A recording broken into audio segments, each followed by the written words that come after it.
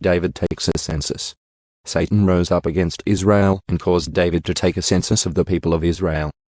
So David said to Joab and the commanders of the army, "Take a census of all the people of Israel, from Beersheba in the south to Dan in the north, and bring me a report so I may know how many there are."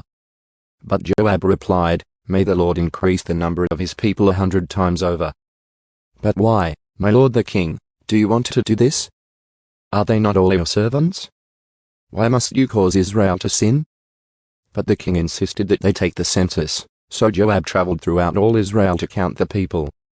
Then he returned to Jerusalem and reported the number of people to David. There were 1,100,000 warriors in all Israel who could handle a sword, and 470,000 in Judah. But Joab did not include the tribes of Levi and Benjamin in the census, because he was so distressed at what the king had made him do. Judgment for David's sin. God was very displeased with the census, and he punished Israel for it. Then David said to God, "I have sinned greatly by taking this census. Please forgive my guilt for doing this foolish thing." Then the Lord spoke to Gad, David's seer. It was the message, "Go and say to David, this is what the Lord says, I will give you 3 choices. Choose one of these punishments, and I will inflict it on you." So Gad came to David and said, "These are the choices the Lord has given you. You may choose 3 years of famine, 3 months of destruction by the sword of your enemies, or 3 days of severe plague as the angel of the Lord brings devastation throughout the land of Israel. Decide what answer I should give the Lord who sent me. I am in a desperate situation." David replied to Gad, "But let me fall into the hands of the Lord, for his mercy is very great. Do not let me fall into human hands." So the Lord sent a plague upon Israel, and 70,000 people died as a result. And God sent an angel to destroy Jerusalem. But just as the angel was preparing to destroy it, the Lord relented and said to the death angel, "Stop. That is enough." At that moment the angel of the Lord was standing by the threshing floor of Araunah the Jebusite. David looked up and saw the angel of the Lord standing between heaven and earth with his sword drawn, reaching out over Jerusalem. So David and the leaders of Israel put on burlap to show their deep distress, and fell face down on the ground. And David said to God, "I am the one who called for the census. I am the one who has sinned and done wrong. But these people are as innocent as sheep. What have they done? O Lord my God, let your anger fall against me and my family, but do not destroy your people." David builds an altar.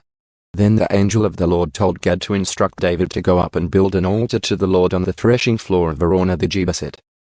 So David went up to do what the Lord had commanded him through Gad.